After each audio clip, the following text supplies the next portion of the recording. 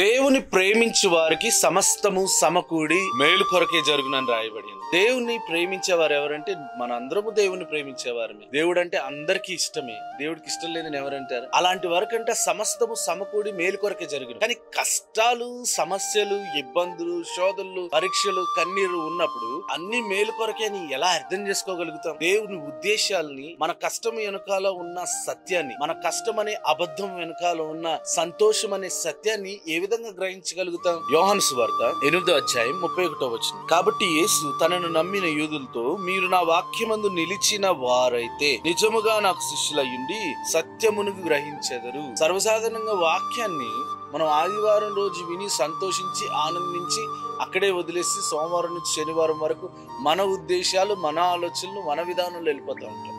దానివల్ల రిజల్ట్ అనేది మనం అనుకున్న దానికంటే కూడా తక్కువ వస్తుంది. అదే దేవుని ఉద్దేశం ప్రకారం దేవుని వాక్యానుసారంగా జీవిస్తే అనుకున్న దానికంటే, ఊహించిన దానికంటే అత్యధికమైన ఆశీర్వాదాలు పొందుకోగలుగుతాం. కష్టం వెనుకాల దేవుని ఉద్దేశం మనం అర్థం చేసుకోవాలంటే దేవునికి శిష్యులుగా ఉండాలి.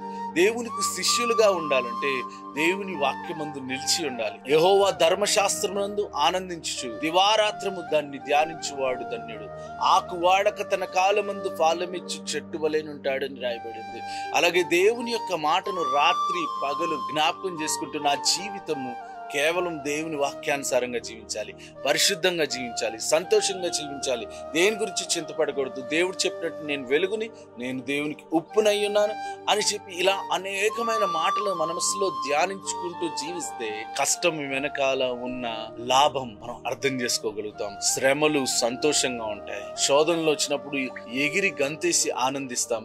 ఎందుకంటే ప్రతి పరీక్ష తర్వాత అద్భుతమైన రిజల్ట్ మనం పొందుకుంటామన్న ఆ నిరీక్షణ మనకు కలుగుతుంది. అందుకని యాకోబు గారు ఏమంటారంటే, మీకు కలుగుతున్న విశ్వాసపు పరీక్ష మీలో ఓర్పును కలిగించునని ఎరిగి. విశ్వాసానికి కలిగే పరీక్ష మనకు ఓర్పును కలిగిస్తుంది. కాబట్టి ఆ ఓర్పును, ఆ క్రియను కొనసాగించమని యాకోబు గారు చెప్తారు. కాబట్టి ఓర్పు కలిగి, సహనం కలిగి దేవుని వాక్యమందు నిలిచి ఆశీర్వదించబడుదుగాక. మెండైన దీవెనలు మీరు పొందుకొందురుగాక. God bless you.